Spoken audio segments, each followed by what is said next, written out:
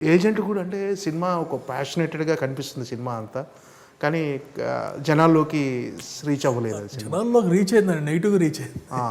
అంటే రీచ్ అవ్వటం కంటే కూడా జనాలు లైక్ బాగా ఎక్స్పెక్ట్ చేశారండి. Everyone expected allot. సమ్వేర్ ఏంటంటే ఆ సబ్జెక్ట్ పరంగానే తప్పు జరిగింది.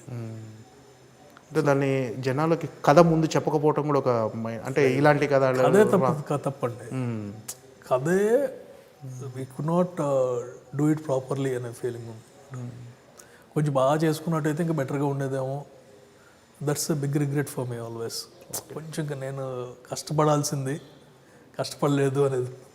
లేదు రండి, ఫ్యూచర్లో మళ్ళీ మీ చిరంజీవి గారికి ఒక బ్లాక్ బస్టర్ మళ్ళీ అఖిల్కి.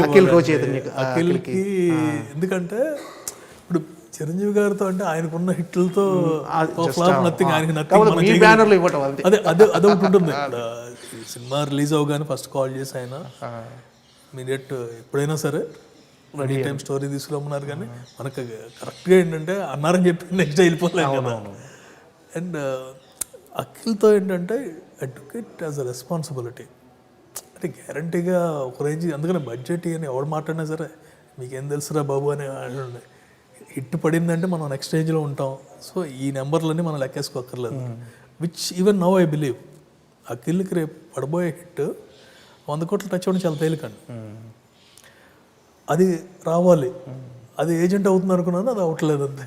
ఓకే సార్, కథలు రెడీ చేశారేమో. అఖిల్కి ఏమైనా వింటున్నా? అఖిల్ అంటే చేస్తున్నాం అండి. అండ్ అఖిల్ ఈజ్ ఇది లెనిన్తో ఈ stardom will change. I will feel 100% నాకు. అండ్ తను ఏంటంటే చిన్న సినిమా చేద్దామండి. ఓకే, ఇప్పుడు that cute concern is there అనమాట. ఏంటంటే చిన్నది చేసుకుని ఎలాగో పెద్ద పెద్ద సినిమాలు బయట చేస్తున్నాను, మధ్యలో చిన్నది చేసుకుందాం ప్రాపర్గా మనం ఈసారి మీకు సంపాదించి పెట్టాలి అని. ఓకే, అంటే 2 బిగ్ బడ్జెట్ మూవీస్ కదా సార్. మీరు మీరు ఆ మూడ్ నుంచి కోలుకుంటానికి టైం పట్టిందా సార్ బాగా? మూడ్ కంటేనండి, Bhola Shankar failure killed me a lot. The social media killed me. అంటే అది అమ్మేశారు, ఇది అమ్మేశారు, వెళ్ళిపోయారు. నేను ఫ్లైట్లో జనరల్గా ఏంటంటే సినిమా వర్కౌట్ అవ్వకపోతే నైట్ నేను ఫ్లైట్ ఎక్కేస్తాను. దట్స్ మై ముందే బుక్ చేసుకుంటాను నేను. ఎందుకంటే కొంచెం తేడాలు వస్తున్నాయంటే. చిరంజీవి గారు పొద్దునే కాల్ చేశారు, మనం అనుకున్నాం కదా ఇది ఏదో దీపం పెట్టాం గాల్లో వర్కౌట్ అవ్వలేదని అని ఆయన మామూలుగా చెప్పేశారు. నెక్స్ట్ అసలు ఏం మైండ్లో అన్నీ తీసేసాను. ఆ నైట్కి వెళ్ళిపోయాను. వెళ్ళేసరికి నాది 25th యానివర్సరీ. ఓకే, సో మా వైఫ్ టోల్డ్ అన్నీ ల్యాప్టాప్లు అన్నీ ఆపేసేయండి, ఈ 2 days అసలు ఏం చేయకూడదు, మొత్తం తీస్తాను. అండ్ యానివర్సరీ రోజు విషెస్ కోసం ఓపెన్ చేస్తే మొత్తం అల్లకల్లాలు అనమాట. అది అయిపోయింది, ఇది అయిపోయింది, ఇది అయిపోయింది, అయిపోయింది. ప్రొడ్యూసర్ ఎందుకు రెస్పాండ్ అవ్వట్లేదు. ఇప్పుడు ఎవరన్నా ట్వీట్ చేస్తే ఇది కాదురా, ఆయన పాపం క్రూసిఫై చేశారండి. చిరంజీవి గారు బాధించి వసూలు చేశారు, ఇలాంటి నీచమైనవి అనమాట. So suddenly I could take it. ఇదేంట్రా, ఇప్పుడు నా వల్ల వేరే వాళ్ళు నిందలు పడకూడదు. నన్ను ఏమైనా తిడితే నేను నెక్స్ట్ ఇచ్చేస్తాను. కానీ పాపం ఆయన నిజంగా జెన్యున్గా కాల్ చేసి చెప్పారు, అసలు మీరు మిగతా ఏం పడుచుకొని వెళ్ళిపోమని. ఓకే, సో అని మీరైతే ట్వీటెడ్ అదేం లేదు. బట్ అది ఎలా పడుతుందంటే తెలియకోకుండా ఇంపాక్ట్. అందరూ అంటారు దీంట్లో పోయిందని. నాకు బోలాశంకర్ సినిమా మీద పోయిందానికంటే ఈ సోషల్ మీడియా నెగిటివిటీ వల్ల యుఎస్ బిజినెస్ స్మాష్ అయిపోయింది. ఓకే, ఒక 7-8 మాదేంటంటే we syndicate money from the people and buy lands there. Okay, ఆ ల్యాండ్ని డెవలప్ చేసి అమ్మేసి వచ్చినవి ఇచ్చేస్తాం అనమాట. That's a business model. అది ప్యూర్ నమ్మకంతోనే ఇచ్చేసేస్తారు. అండ్ అక్కడ లీగల్ గైడ్లైన్స్ ప్రకారం వెళ్ళిపోతాం అనమాట. అది డబ్బులు తీద్దామని మనం తీయలేము, వాడుకోలేము. కానీ అవన్నీ తెలియదు కదా ఎవరికి. మా డబ్బులు ఏమైపోతాయి అని చెప్పేసి ఒక 6 months బిజినెస్ అంతా ఆగిపోయింది. మనం కూడా ఎందుకు ఈ టైంలో అసలు ఏమని కదిలించకూడదు అని. ఓకే, రిపుల్ ఇంపాక్ట్ అంటారు కదా. సార్ అంటే యూఎస్లో రియల్ ఎస్టేట్ బిజినెస్ సార్ అది. ఓకే, అది ఎలా ఉంటుంది సార్ అది కొనటం అమ్మడం అంటే? ఇలాగేనండి. ఇక్కడ అక్కడ డాలస్ అంటే కనుక చిన్న హైదరాబాద్ కింద లెక్క. ఓకే, సో అక్కడ రోడ్డు మీద వెళ్తా ఉంటే మనం ఇప్పుడు అంటే వీ షుడ్ ఫీల్ ప్రౌడ్. ఇది మన రాజు గారిదిరా, అది నెల్లూరు రెడ్డి గారిదిరా, ఇలా చెబుతుంటారు. ఓకే అంతా మన తెలుగు వాళ్ళు కానీ తమిళ వాళ్ళు కానీ మొత్తం కలిపి okay we are earning lot chunks of land అనమాట. అందరూ కలిపే చేస్తారు. ఓకే అంటే సోషల్ మీడియా వల్ల అంటే మీరు సినిమా వల్ల పోగొట్టుకున్నాను కానీ సోషల్ మీడియా వల్ల ఎక్కువ పోగొట్టుకున్నా అంటున్నారు. అంటే అది ఫైనాన్షియల్ కూడా ఎఫెక్ట్ చేసింది సార్ బాగా. అదే కదండి, అంటే నా బిజినెస్ ఇప్పుడు సింపుల్ ట్రస్ట్ బేస్డ్ అండి. ఎవరెవరో ఉంటారు, suddenly what they do is okay, ఈ పర్టికులర్ ఏరియాలో కనుక ఈ ప్రాజెక్ట్ మనం ఏం చేస్తామంటే ఇక్కడ హోటల్ కడుతున్నాము, దీనికి 10 million అవుతుంది, 20 million అవుతుంది, మీరు ఎంత ఇన్వెస్ట్ చేసి ఇంత రావచ్చు. సో ఏం చేస్తాం, కట్టేసి అమ్మేస్తాం, అమ్మేసిన తర్వాత వచ్చిందంతా షేర్ చేస్తాం. Okay that's the business model.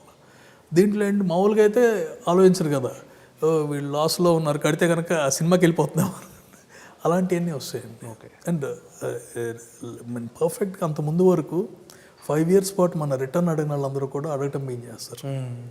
So ఆ ఎఫెక్ట్ ఎక్కువ ఉంటుంది. ఓకే ఏంటి సార్ సోషల్ మీడియా నుంచి అంటే ఈ ఎఫెక్ట్ అందరికీ మామూలుగా సోషల్ మీడియా వల్ల ఎక్కువ చెడు జరుగుతుందంటారా మంచి జరుగుతుంది అంటే ఏంటి సార్ దాని మీద అభిప్రాయం? మంచి చెడు అంటే సోషల్ మీడియా అనేది it live with our lifes. So మంచి చెడు కాదు కదా, అది కెన్ బి ఎనీవే. ప్రమోషన్కి అదే వాడుకుంటాం కదా సోషల్ మీడియా, లేకపోతే పాజిటివ్ అదే నెగిటివ్ నెగిటివ్గా అదే ఆటోమేటిక్గా we have to live with it అంతే. ఓకే ఏంటి సార్ అంటే మీరు ఇక్కడ కొన్ని రోజులు ఉండడం, కొన్ని రోజులు యూఎస్లో ఉండటం, ఎలా అంటే ఎలా బ్యాలెన్స్ చేయగలుగుతున్నారు? బ్యాలెన్స్ చేయలేకపోతున్నాను, కష్టంగానే ఉంటుంది కానీ తప్పదు కదా బిజినెస్ వల్ల. Okay but it's part and parcel of you life, the life we chose. Okay అక్కడికి వెళ్ళటం అంటే ఎవరు కావాలని మన ఊరు వదులుకుని వెళ్ళడం. సో వెళ్ళాల్సి వస్తుందంటే for some reasons we went there and everyone is happy కదా. ఓకే ఇక్కడ సాఫ్ట్వేర్ సంస్థలు కూడా ఉన్నాయి కదా సార్ మీకు? ఎక్కడ సాఫ్ట్వేర్తో పాటు రియల్ ఎస్టేట్ కూడా మన దగ్గర కొనసాగుతుంది. రోబోటిక్స్ తర్వాత బెస్ట్ బ్రెయిన్స్ అని స్కూల్స్ ఉన్నాయి. Okay that's doing good actually.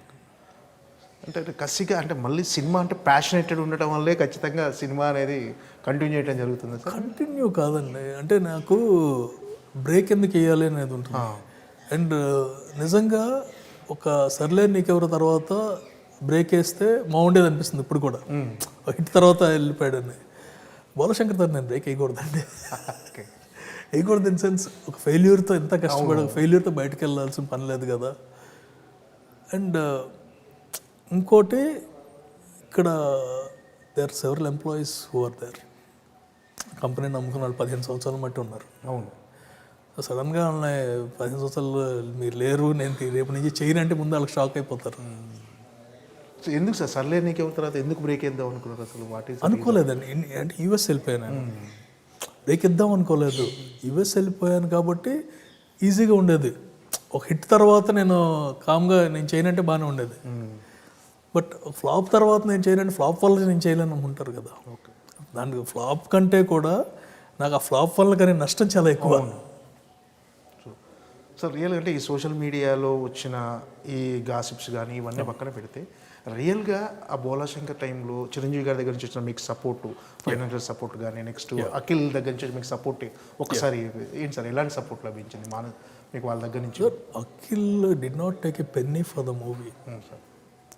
And అంటే ఫస్ట్ నుంచి అనుకున్నది ఈ సినిమా ఏంటంటే ఎక్కువ బడ్జెట్ అవుతుంది కాబట్టి నా సాక్రిఫైస్ అన్నట్టు తన బాడీ అంతా ఇచ్చేసుకుని 3 years పాటు ఈ వర్క్ డే అండ్ నైట్. తర్వాత నా సాక్రిఫైస్ నాది, even director sacrifice is own. అవును ఆయన సినిమాకి అయిపోయింది, సినిమా వర్కౌట్ అవ్వలేదు కాబట్టి అందరూ 3 of us suffered. And support అయితే కనుక ఇప్పుడు అఖిల్కి he gives the same support and same respect. ఇప్పుడు నేను వచ్చాను అనుకోండి, వెరీ 2-3 daysకి తను కాల్ చేసి వస్తాడు, వచ్చి ఏం జరుగుతుంది క్యాజువల్ అనమాట, ఏమైనా స్టోరీస్ విన్నారా, తన దగ్గర నుంచి వస్తుంది. పెద్ద స్టోరీస్ వద్దండి, మామూలుగా చేద్దాం, సింపుల్ సింపుల్ది చేద్దాం అతనే అంటాడు. ఏదైనా ఉంటే నేను పంపిస్తాను, లేకపోతే మీరైనా పంపించండి అని. చిరంజీవి గారు ఇమీడియట్గా చెప్పేస్తారు అనమాట. అండ్ రెమ్యునేషన్ నెక్స్ట్ డే ఏం అవసరం లేదు, జస్ట్. సో ఆ సపోర్ట్ అందరు హీరోలు, మన హీరోలు they are good in a way. టోటల్గా ఇప్పటివరకు ఒక 29 సినిమాలకు ప్రొడ్యూస్ చేశారు సార్, 29 సినిమాలు దాదాపు. సార్ ఏంటి సార్ ఎక్స్పీరియన్స్ ఏంటి, ఎలా అనిపించింది అంటే ఈ జర్నీ ఒక్కసారి రివైండ్ చేసుకుంటే మేము కళ్ళ ముందు మెదిరే ఏంటి అసలు? వైండ్ చేసుకుంటే గుడ్ బ్యాడ్ అగ్లీ అంటారు కదా, అన్నీ ఉంటాయండి. అంటే వీల్ ఫర్గెట్, ఒక హిట్ పడగానే అన్నీ మర్చిపోతాం. That's the magic of this. And ఇప్పుడు నేను యూఎస్ వెళ్ళానుకోండి, అన్ని బిజినెస్లు ఉన్నాయండి. వీటన్నిటికంటే కూడా they recognise me only as a producer. So అది నేను ఎంత కష్టపడినా, ఎంత సంపాదించినా, రియల్ ఎస్టేట్లో ఎన్ని చేసినా, ఏం చేసినా అది రాదు.